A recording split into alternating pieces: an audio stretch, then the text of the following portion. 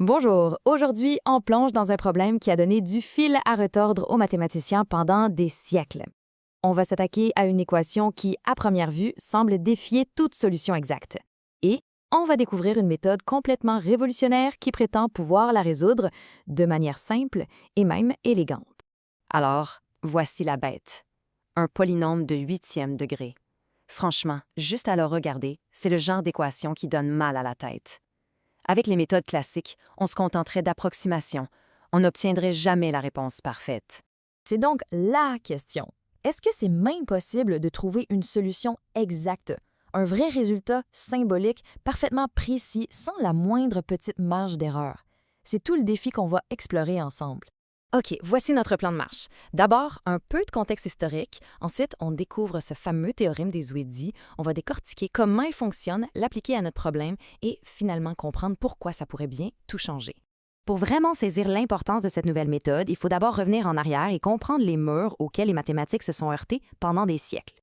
Le grand débat a toujours été celui-ci. Approximation versus racine exacte. Les méthodes traditionnelles, comme la méthode de Newton, sont bonnes pour s'approcher de la solution, mais elles ne l'atteignent jamais parfaitement. On tourne autour.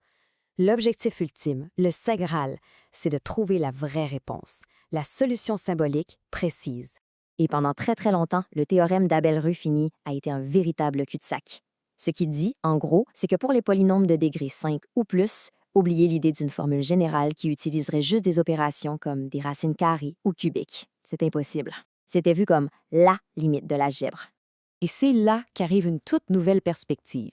Une méthode qui ne cherche pas à contourner le problème, mais qui le redéfinit complètement. Le théorème des Zwidy, ce n'est pas juste une amélioration des vieilles méthodes, non.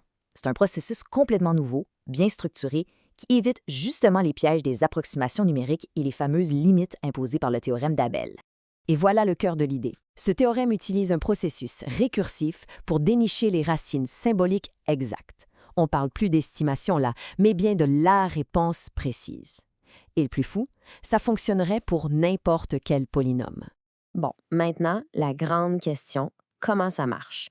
Sans se noyer dans des démonstrations mathématiques hyper complexes, on va essayer de comprendre le concept au cœur de cette méthode. Voici le moteur de la solution. OK, ça peut paraître intimidant, mais respirez. Cette formule est récursive. Ça veut dire qu'elle se nourrit d'elle-même. Le résultat d'une étape sert à calculer la suivante. C'est un processus étape par étape, un peu comme une recette qui nous permettrait de décomposer le polynôme morceau par morceau pour en trouver la solution. Pour simplifier, on peut imaginer qu'on essaie de déverrouiller un cadenas à combinaison. La formule commence avec les coefficients du polynôme, notre point de départ, puis à chaque tour, le terme récursif vient ajuster les calculs en se basant sur le résultat juste avant.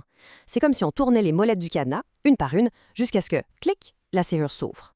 La théorie, c'est bien, mais la pratique, c'est mieux. Voyons maintenant ce théorème en action, appliqué à notre gros polynôme du début. C'est le moment de vérité. Alors, on lance le processus. Première étape, pour k égale 1. La formule prend les coefficients de notre polynôme, fait ses calculs, et le résultat de cette toute première étape est 0. Intéressant, on garde ça en tête. On continue. Deuxième étape, k égale 2. Le processus se répète en utilisant ce qu'on vient de trouver, et encore une fois, le calcul nous donne 0. Un modèle semble se dessiner, non? Et le modèle se confirme. Et de quelle manière? On continue pour k égale 3, k égale 4, jusqu'à 8, et à chaque fois, le résultat est le même. 0, 0, encore et toujours 0. Cette constance, ce n'est pas un hasard, c'est la clé de la solution. Alors, qu'est-ce que ça veut dire cette série de 0? C'est là que la magie du théorème opère.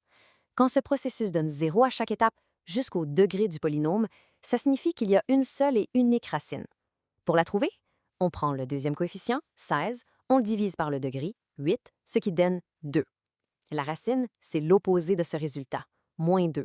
Et comme on a eu 0 8 fois de suite, ça veut dire que cette racine, moins 2, est répétée 8 fois. C'est ce qu'on appelle une multiplicité de 8. Et voilà, la réponse, pure, simple et exacte. Ce qu'on vient de voir, ce n'est pas juste la solution d'une équation compliquée. C'est une découverte qui pourrait bien changer notre façon de voir l'algèbre au complet. Résumons un peu la force de cette approche. D'abord, elle est universelle. Elle s'applique à tous les degrés. Elle est robuste, même dans les cas extrêmes comme celui qu'on vient de voir. Elle donne une reconstruction exacte et surtout, elle se passe complètement des radicaux. ce qui veut dire qu'elle contourne les vieilles limites. Quand on compare, la différence est frappante. L'algèbre classique voit les racines multiples un peu comme un cas trivial, et plus le degré augmente, plus ça devient compliqué. À l'inverse, le théorème d'Esoudi les reconstruit, il leur donne une structure et le degré du polynôme ne lui fait pas peur. C'est un changement total de perspective. Pour le dire simplement, la différence est ça. Les méthodes classiques peuvent, au mieux, nous donner la solution. Le théorème des Ouidi, lui, il nous l'explique, il la reconstruit et lui donne un sens dans un grand tout unifié. Une percée comme celle-ci, ça ne fait pas que résoudre un problème. Ça ouvre la porte à des tonnes de nouvelles questions. Si une limite qu'on croyait fondamentale a pu être dépassée, ça nous force à nous demander quelles autres règles mathématiques qu'on tient pour acquises ne sont en fait que des portes qui attendent qu'on trouve la bonne clé.